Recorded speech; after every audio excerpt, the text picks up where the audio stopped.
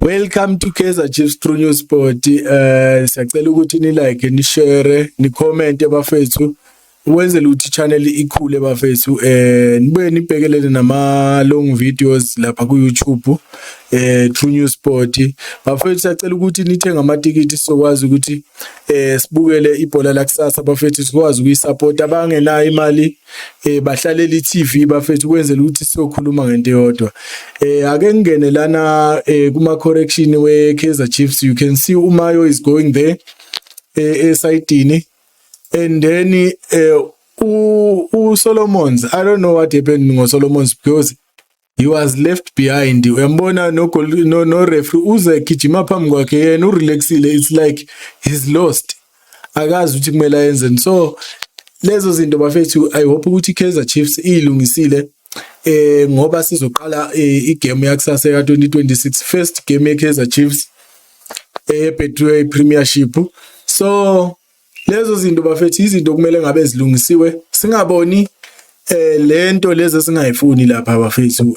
Uthola ukuthi bayakhala ngokuthi they are still fixing ukuthi Kaizer Chiefs ikwazi ukukora ama goals, but how come you are fixing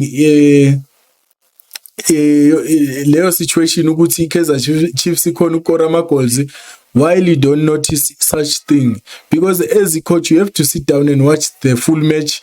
Ukhona ukubona ama mistake akhona, ube nama mistake owazi kwabona, uwazi kwabiza ama player ulungise. Kumele umase walungisa sokhathile, mhlawumbe ukhatha ama short video and then you sit with players nibonisana ukuthi no guys, you can see here we are attacking but we are short of numbers, we are shorting of teamwork, because ku Kaizer Chiefs Mount Yabheka into engekho lapha teamwork bafethu.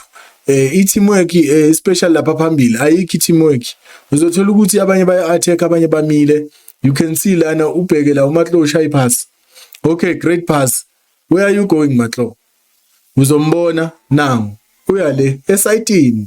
Why are you going there? Because of if ubekaze in between lama defender la amabili lo eGermany, ubezo omunye bekazosondela naye avala space ukwenzela ukuthi mangabe efuna ukuphasa uMatlo esevaliwe, you can pass someone else. Matlo is moving on the other side and then bese kuyatholakala elinye player bashaya igol.